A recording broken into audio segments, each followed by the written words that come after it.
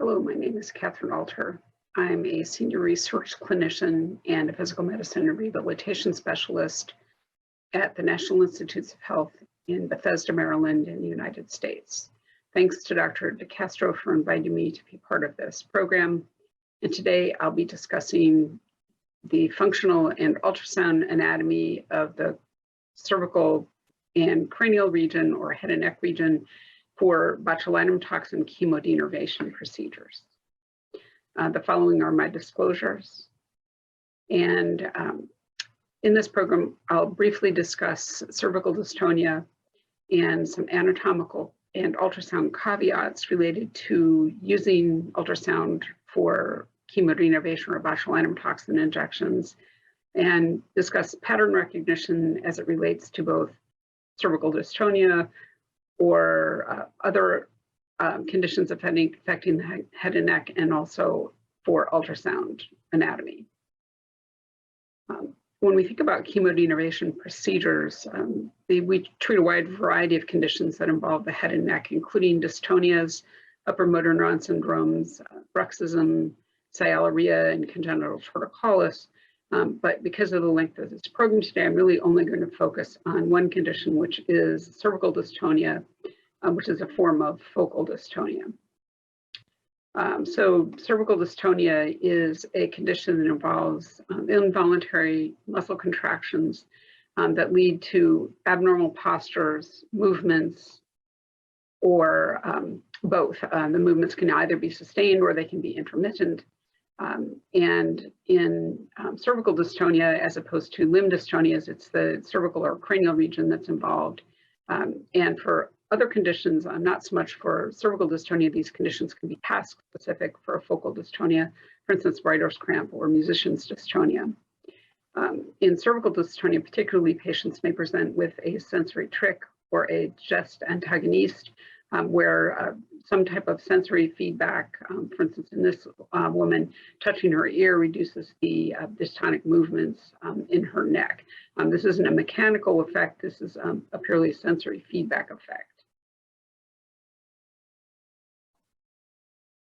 So when we look at postures for cervical dystonia, these postures can be sustained, as in this woman who has torticolis, where the movements, her head is stuck in this position most of the time, or the postures can be dynamic and intermittent, as in this young man who has another form of dystonia, or the movements can be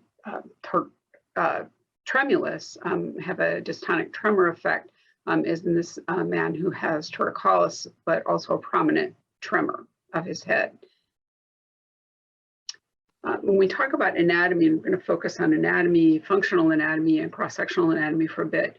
One of my caveats is from a colleague of mine, Sherry Downey, who's a professor of anatomy at Albert Einstein School of Medicine. And my favorite quote from Dr. Downey is that a muscle can only move a structure to which it's attached.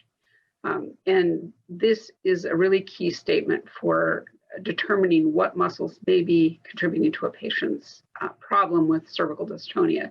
The first thing you need to look at is, does the patient's posture or movement affect their head? Does it affect their neck, or does it affect both the head and neck? And what is the position of the head and neck relative to midline?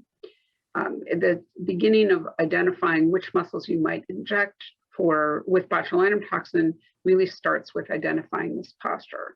So I'm going to talk a little bit more about pattern recognition as it relates to cervical dystonia. And just this is an example of 3 different head or neck postures that you could see. And the question is, how would you describe these 3 different postures? Because they are quite different. And the top picture is demonstrating anterocapitis, head flexion. The neck is not flexed, it's only the head or the caput that is flexed. The middle picture is anatomical, which is neck flexion. And a bit more complicated is the posture on the bottom right, which is demonstration of anterocalis or neck flexion combined with retrocapitis or head extension. Now, it's important to recognize that the muscles that are contributing to these three postures are going to be very different, and so your targets need to be different. So let's look at the targets, potential targets for this. So the top picture, anterior capitis, the only muscle that really contributes to this type of head flexion is the longus capitis muscle. The longus capitis muscle is a head or caput flexor. It's seated in the anterior deep neck in a deep in the prevertebral fascia.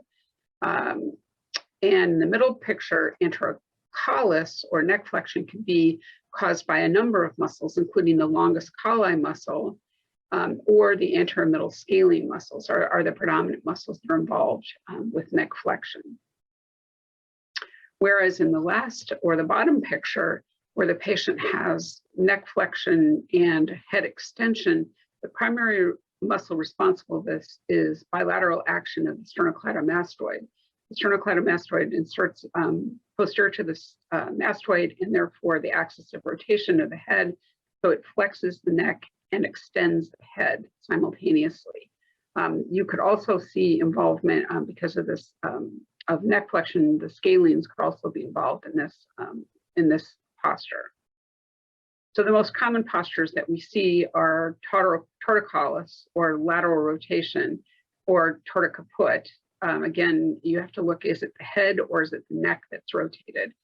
Same thing in lateral collis. Lateral collis is a lateral flexion of the neck or head, and retrocaput is head extension or neck extension. Many of our patients will have combinations of postures, as demonstrated in the bottom left picture, a patient that has left torticolis and retrocaput.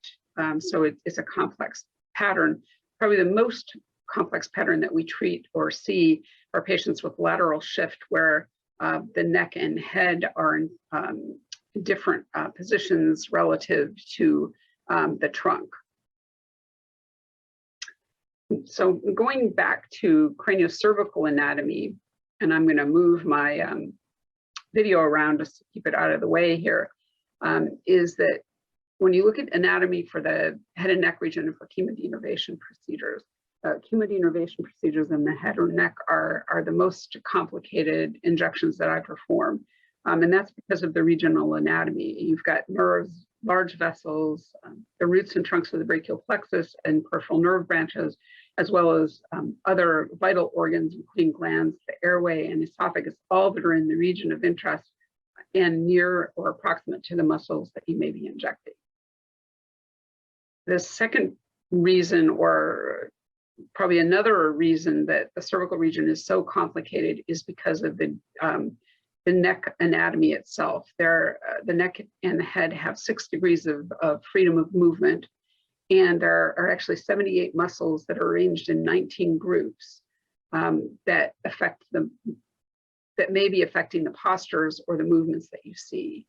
And more importantly, the individual muscles that you may see or that you encounter may have more than one effect or action. They often have multiple actions, just like the sternocleidomastoid is involved in contralateral rotation. It's also involved in ipsilateral lateral flexion, and it can be involved when acting bilaterally to cause neck flexion and head extension. And that's just a example.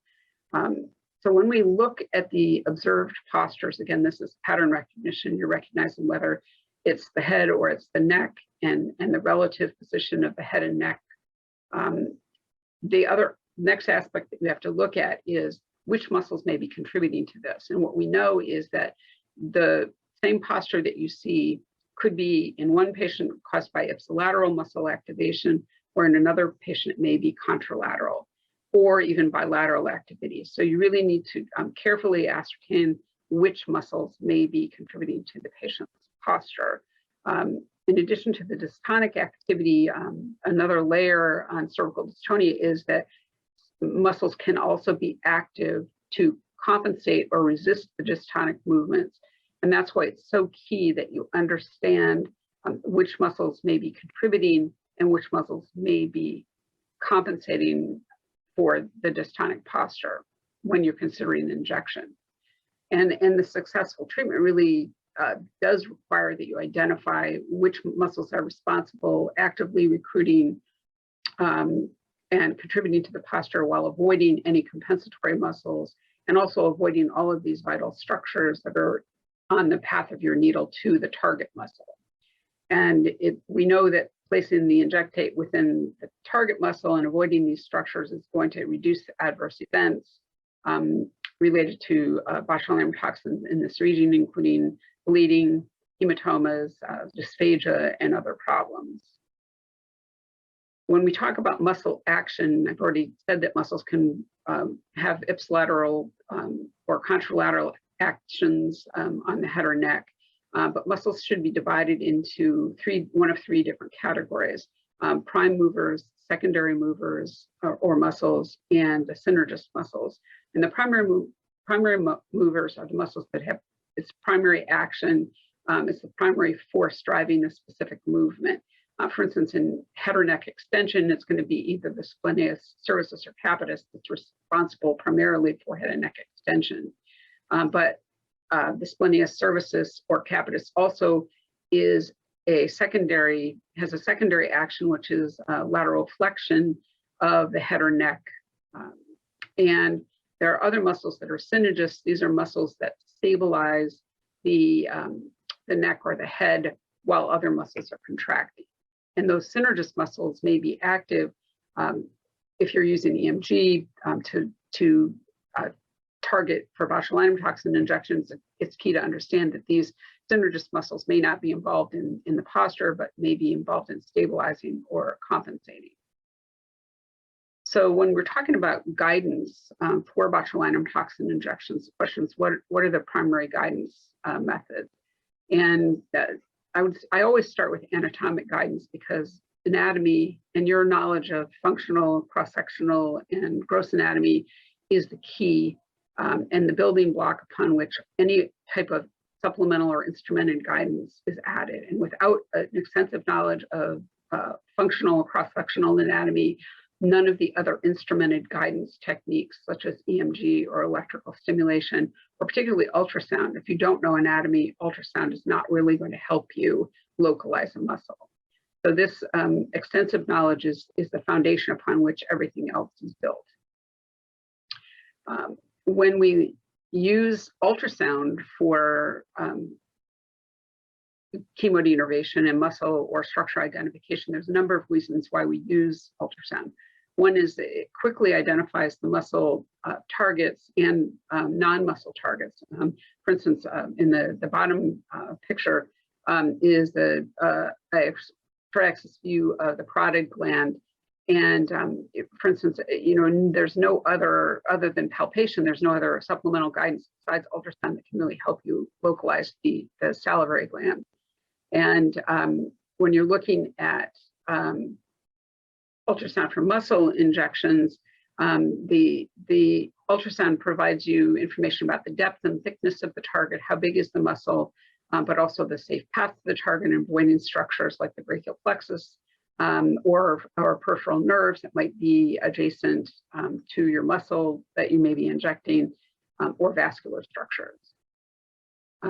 So ultrasound it provides you the most accurate anatomic guidance. Can help you place the toxin directly into the target muscle, avoiding all of these other structures, but it may not give you the information that you want to know about whether that muscle is active and contributing to the patient's posture. So I always use electromyography or EMG along with ultrasound when I'm performing these injections. I use a monopolar injecting needle, and we use the combination of ultrasound plus EMG. So I'm going to move on to ultrasound-based anatomy of the cervical region. And the general principles of this are that muscle identification is based on pattern recognition, including the contour lines of the muscles and observing for the adjacent structures that are easily identified. And almost always there's, in each region, there's one muscle that serves as your home base from which other structures are identified. So in the superficial neck, the sternocleidomastoid muscle is the muscle that most often is used as a home base. And from the sternocleidomastoid, you identify all of the adjacent structures, including the the carotid artery, the jugular, and the scalene muscles that start coming into view.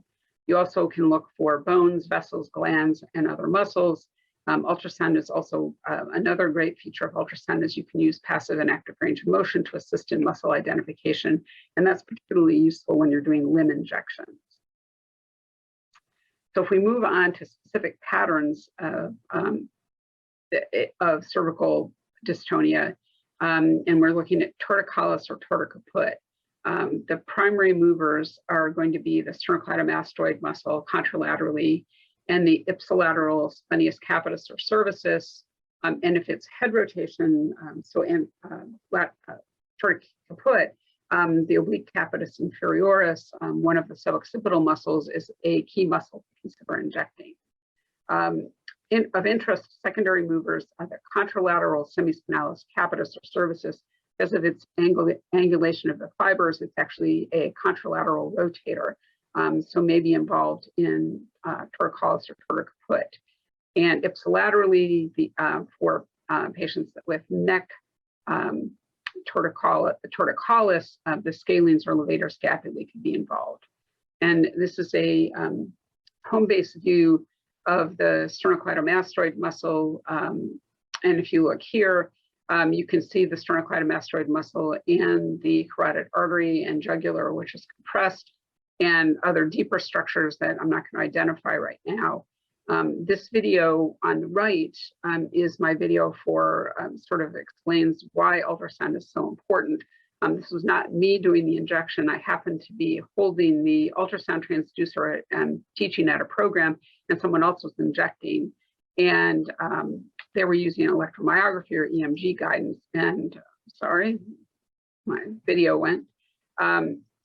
This is what happened. So this is an out of plane view. This is the sternocleidomastoid and carotid. And the physician inserted the needle through the sternocleidomastoid and into the carotid artery.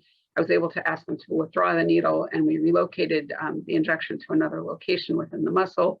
But obviously, you can't tell without ultrasound. You can't tell what the thickness of the muscle is, and you can't really tell where these vital structures are relative to your needle. So ultrasound really is the key for this. So that was a short axis view of the sternocleidomastoid muscle. The following is a long axis view. Most of the time when we do pattern recognition and we're identifying muscles at home base, it's always in a short axis view, because in long axis, you're only getting a couple millimeter slice through the muscle, and you can't see the relevant cross-sectional anatomy. But long axis view can be useful for injections. This is an in-plane long axis injection. So the long axis view of SCM, and you can see the injectate in the muscle itself. And you can see the distension of the muscle as you're injecting toxin, so it can help you avoid overdistension of a specific muscle. So let's look at the scalene muscles here. So in the scalene muscles, I'm going to look at this anatomy here. There's a number of complex regions here, but what you can see here, and Dr. Strakowski may have already covered this, but we use the bony acoustic landmarks of the transverse processes of the vertebrae to identify the roots as they exit from the neural foramina, and at a level where of the scalenes, I'm going to try to advance this video here. At this level, you can see the trunks of the brachial plexus that sit in between the anterior and middle scalene muscles. The phrenic nerve will run in the fascial plane right here between the sternocleidomastoid and the the anterior scalene. Here's the anterior tubercle of the transverse process. Here's the posterior tubercle, and this is the cervical nerve root, now the trunk, so the brachial plexus. Again, anterior and middle scalene muscles. And this is your home, kind of your home base view. Again, you've got sternocleidomastoid, the compressible jugular, and the carotid artery. Moving to the superficial posterior neck region, we can look at the levator scapulae and trapezius muscles, which overlie one another, with the trapezius being superficial in a short axis view here, and the levator scapulae just deep to it in long axis. For our injections, we always position a rib right in the center of the transducer if we're going to be injecting out of plane, so that we know that we aren't going to enter the pleural space, because here's a rib, another rib on this side, and this is the pleura and intercostal muscles. And so this is a great view of the trapezius and the levator scapulae muscles, and an approach that we typically use for an anterior approach for those muscles. For torticollis or torticapitis, and I already mentioned the oblique capitis inferioris. We do this in a short axis view, and you're looking for 4 layers of muscles, including the trapezius, the splenius capitis, semispinatus capitis, and then deep to all of those is the oblique capitis inferioris. It's almost off screen here at 3 centimeters. But these injections typically I will do in an out of plane view because of the depth of the needle insertion, and also because there are a number of vital structures, including the posterior vertebral artery, that's and a number of nerves that when you're inserting the needle in plane can be difficult to avoid. I'm going to talk about one additional posture, which is anterior collis and anterior caput. The primary movers, as I already mentioned, are for anterior collis are the longus colli and scalenes, and for anterior caput is the longus capitis muscle.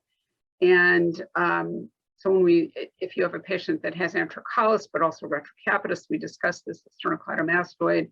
So there's a number of muscles that can be involved in this posture. This is a video or short axis view to show you identification of the location of longus colli and capitis muscles. First is you find the sternocleidomastoid muscle, again, the carotid here and the compressible jugular. Here you see the bony acoustic landmarks of the transverse processes, the anterior and posterior transverse processes. This is the C6 nerve root exiting here. I'm sorry, C5 probably. And the longus capitis and colli muscles sit in the prevertebral fascial just anterior to the anterior tubercle. The only approach that I've been able to safely use is a out of plane view here because of all of the structures that are in your way getting to these muscles. This is a slow motion view again of this is C7 should be, and finding the longest. Okay, so here we are at C6. And again, here is the anterior posterior tubercles, and this is the longus capitis and longus colli muscles. This is a reference for that technical paper that Dr. Farrell and I published in the Toxins journal that describes the technique for these injections. And I think injecting these muscles are some of the most complex that I inject because of the risk of dysphagia, because the esophagus is so close to where you're injecting. And also the carotid and jugular are right in the region. It can be difficult to avoid these structures. Impossible. I would not do these injections without ultrasound, but also not do these injections without EMG.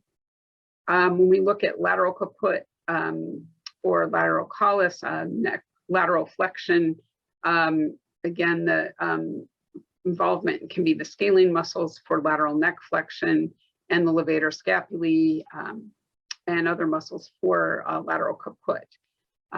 So in summary today, we talked about muscle overactivity disorders, primarily focusing on cervical dystonia, but patients with upper motor neuron syndromes can have similar postures to these. All of the postures are relatively complex, and your assessment, it takes a long time to critically assess these patients to determine exactly which muscles may be contributing to the patient's posture, and then it requires precise target localization of placing the toxin in the target to avoid adverse events and structures in this region because of the complexity of the anatomy. Ultrasound really does provide you with this critical information about anatomy, as well as precise targeting and localization. Thank you very much.